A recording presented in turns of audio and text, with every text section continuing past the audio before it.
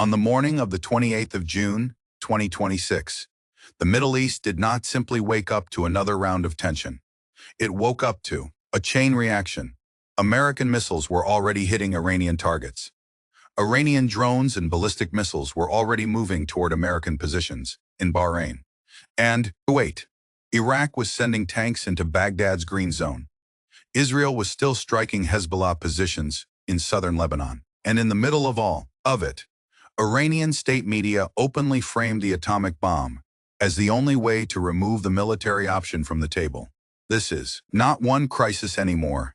It is several crises moving at the same time, feeding each other and testing whether the ceasefire signed only days ago still exists in anything more than name. The immediate trigger was the latest round of American strikes.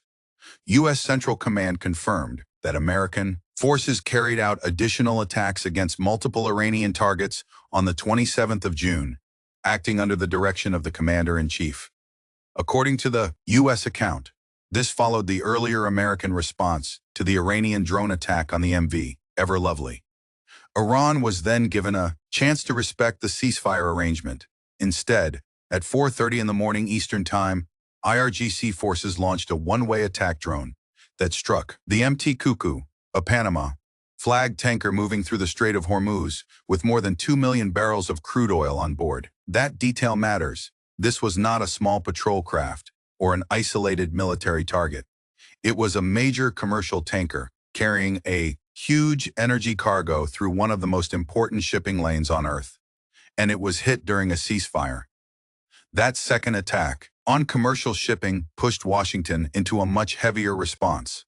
CENTCOM said the new strikes targeted Iranian military surveillance sites, communication systems, air defense positions, drone storage facilities, and mine-laying capabilities.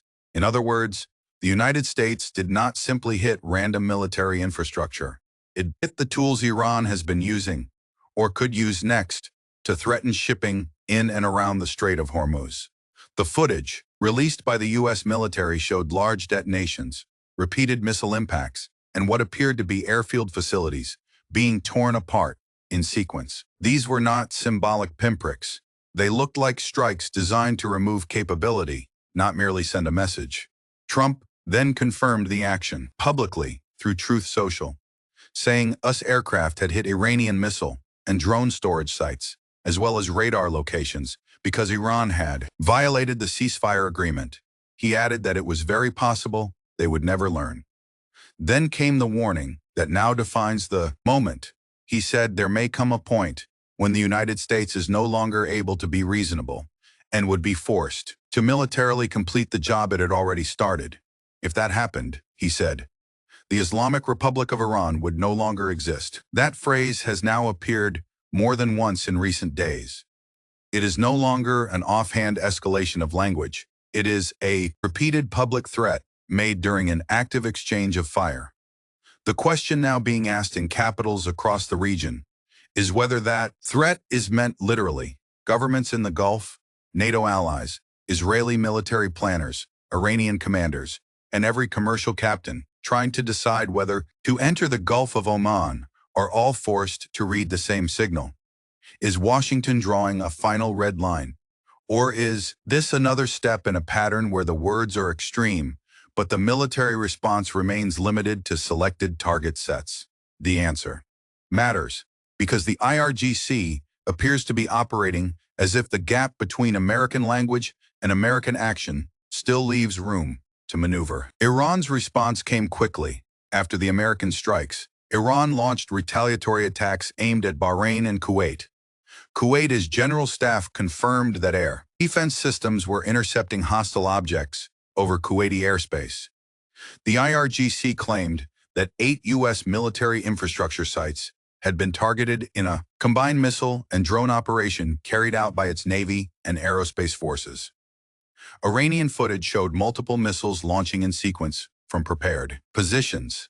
These were not improvised weapons or token launches. They were part of the same ballistic missile and drone arsenal that the United States has been trying to degrade throughout the conflict. That brings us to the most important military detail of the last 24 hours: reconstitution.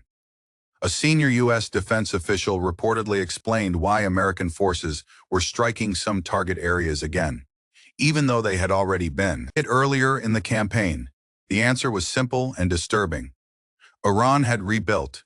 Its air defense and missile systems along the Strait of Hormuz had been reconstituted since the earlier bombing campaign ended on the 7th of April. Areas around Qeshm Island and Sirak, which had already been struck before, were again being targeted because Iran had moved equipment, repaired infrastructure, and restored parts of the network. This is the central failure buried beneath the noise of the explosions. The ceasefire gave Iran time. And time was exactly what U.S. military planners needed. To deny it, for roughly 10 weeks, while diplomats worked through the Memorandum of Understanding and the Swiss negotiating track, Iran appears to have used the pause to rebuild air defense systems, missile storage, drone infrastructure, surveillance equipment, and the logistical framework needed to resume pressure on commercial shipping. The diplomatic pause that was supposed to freeze escalation instead became an operational window. Iran did not simply wait, it reorganized, restocked, repositioned, and prepared. That changes the meaning of every strike now taking place. If American aircraft are hitting the same locations they struck in February, March, and April, then the campaign is not moving toward a clear endpoint. It is cycling. The United States degrades Iranian capability. A ceasefire gives Iran space to rebuild. Iran tests the line again, and the United States returns to the same target complexes with another round of missiles. That is not strategy with a finish line. That is military whack-a-mole, played across one of the most dangerous waterways in the world. The deeper problem is that the diplomatic logic depended on speed. The argument for the April ceasefire extension and then the 17th of June move was that Iran had been damaged badly enough that diplomacy could lock in restraints before Tehran could meaningfully recover. But if Iran used the pause to rebuild faster than the talks could produce binding limits, then the entire structure was built on a false assumption. The evidence now suggests that the pause did not trap Iran inside a weaker position. It allowed Iran to climb back toward a stronger one. This is why the latest American strikes look bigger and more urgent. They are not just retaliation for a tanker attack. They are an attempt to suppress capabilities that should not have been allowed to return in the first place. The problem is that suppression is temporary unless it is connected to verified, enforceable constraints. If there is no mechanism preventing Iran from rebuilding again, then every new ceasefire becomes another repair period. The cycle repeats, and each repetition carries a higher chance that someone miscalculates badly enough to widen the war. While attention focused on Iran and the Gulf, Iraq moved into a crisis of its own. Overnight, Iraqi security forces launched operations to arrest politicians aligned with Iran. Reports and video from Baghdad showed heavy gunfire inside the Green Zone, the fortified government and diplomatic district in the center of the capital. Tanks and armored vehicles moved through the area. Special operations forces appeared to be operating in full tactical gear. Bodyguards attached to the targeted political figures reportedly exchanged fire with Iraqi forces. For a country that has lived for years under the shadow of militia power and Iranian influence, the image of Iraqi tanks in the Green Zone on the 28th of June carries enormous weight.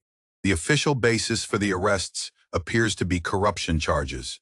That may sound narrower than the strategic reality, but it is legally significant. By using corruption cases, Prime Minister Mohammed Shia al-Sudani's government can move against Iranian aligned figures through an Iraqi domestic legal framework, rather than openly declaring a political war against Tehran's network.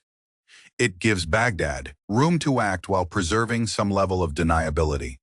The move still sends a clear message: the political architecture that has protected Iranian influence inside Iraq is no longer untouchable. The operation also has obvious strategic value for Washington. For years, Iran has used Iraq as a corridor, a shield, and a staging environment. Iranian-backed militias have benefited from political figures who provided legal cover, institutional access, and public. Justification. If Baghdad is now willing to arrest some of those figures, even under corruption charges, it threatens the connective tissue between Iran's regional military network and Iraq's formal political system. That could become one of the most important pressure points in the entire conflict. But it is also dangerous. These are not ordinary politicians with only paperwork and lawyers behind them. Some are protected by armed security teams and are connected to militia structures that have been built over years. If the arrests expand, the confrontation could become more than a limited law enforcement action. It could become an internal Iraqi struggle between state forces trying to reassert control and Iran-aligned networks trying to protect their position. The firefights in the Green Zone may be only the first visible phase. Lebanon remains another live wire. Reports indicate that Israel carried out airstrikes against Hezbollah targets and infrastructure around Nabatea in southern Lebanon. That matters because Lebanon is the justification Iran has repeatedly pointed to when claiming that the ceasefire or MOA is being violated. Tehran has said Israeli operations in Lebanon breach the clause requiring military activity to stop across all fronts. Israel, meanwhile, has made clear that it does not consider the arrangement a limit on its campaign against Hezbollah. The result is a built-in contradiction. Iran says Israeli strikes justify pressure in the strait. Israel says Hezbollah remains a legitimate target. The United States is trying to hold a ceasefire together, while one of its closest regional partners keeps fighting. On a front Iran treats as central, the Israel-Lebanon framework, announced late last week, was supposed to open a path toward Hezbollah disarmament and an Israeli withdrawal from occupied Lebanese territory. But on the ground, it has not yet changed the military reality in any meaningful way. Strikes continue. Hezbollah remains armed. Israel continues to act. Iran continues to cite Lebanon.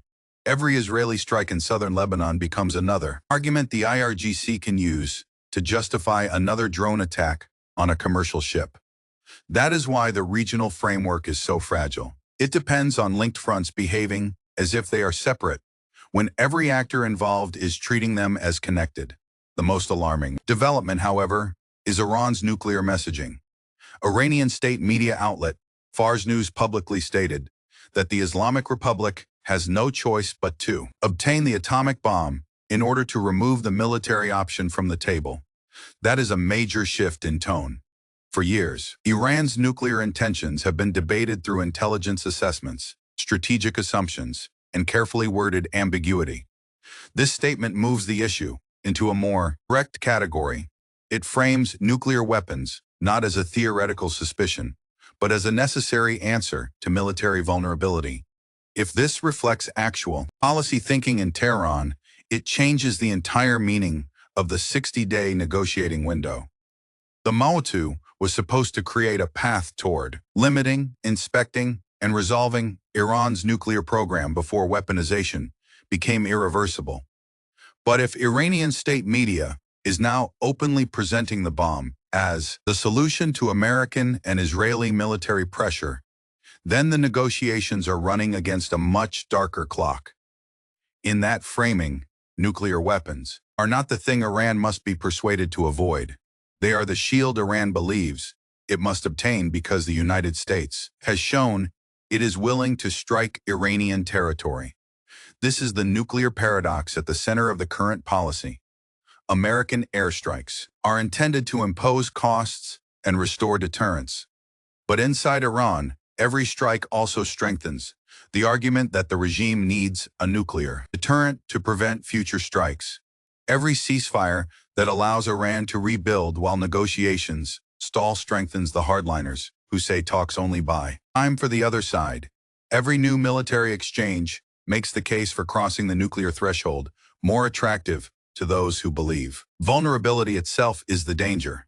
There is also a physical dimension that makes the nuclear issue more urgent than rhetoric alone.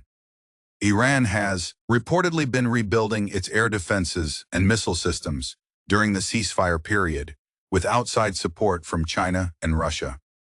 At the same time, underground construction connected to nuclear reconstitution near Natanz is said to be moving deeper toward depths that may exceed the reach of even America's most powerful conventional bunker, busting weapons. If Iran is building future nuclear infrastructure below the reach of the weapons that destroyed earlier facilities, then the window for military prevention may be narrowing while the political pressure for nuclear acquisition rises. Put all of this together, and the picture on the 28th of June, 2026 is severe. American aircraft are striking Iran for the second major round in 48 hours. Iranian missiles and drones are flying toward American positions in Bahrain and Kuwait. Iranian media is openly discussing the need for an atomic bomb. Iraqi tanks are operating in Baghdad's green zone against Iranian-aligned political networks.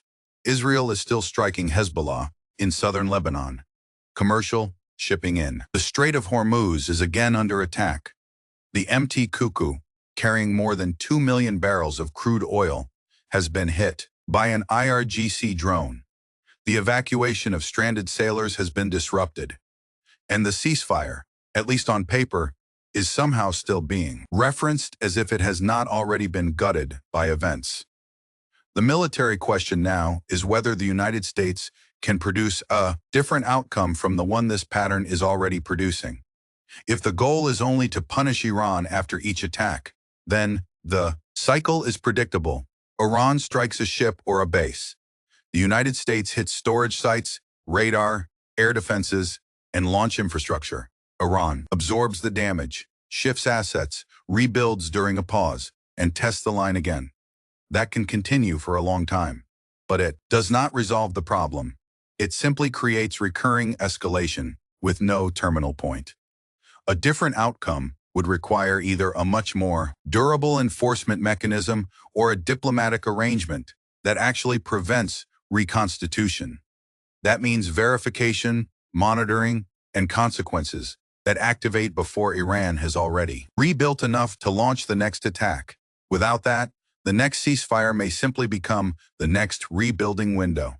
The United States can destroy what it sees, but unless it can prevent what comes after, each strike buys time rather than ending the threat.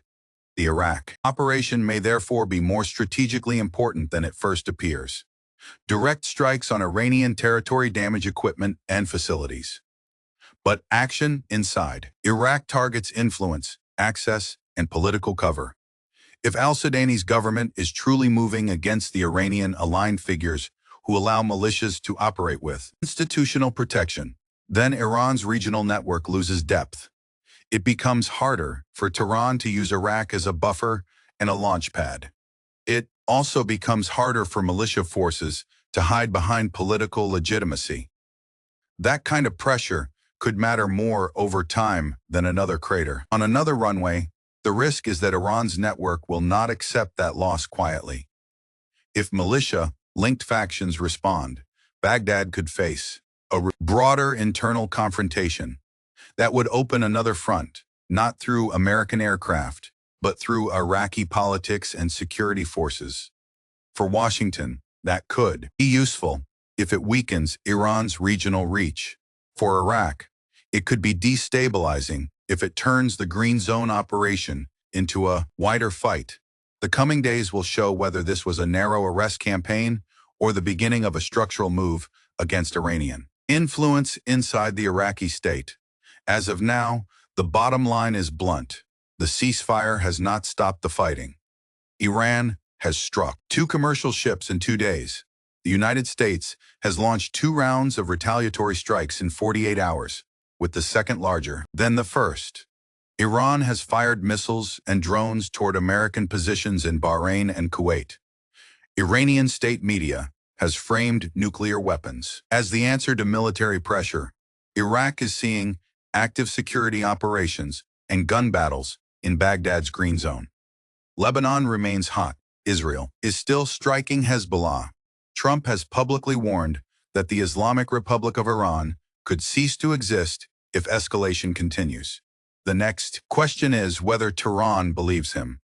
If Iranian commanders see the warning as a real statement of intent, they may still look for a way to step back without appearing to surrender.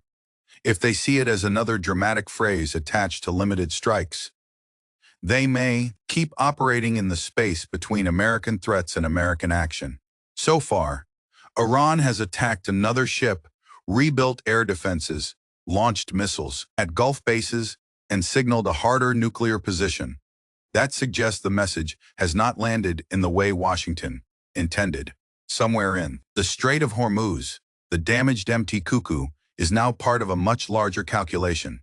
Its cargo was supposed to move through a region held together by a ceasefire and a promise of diplomacy.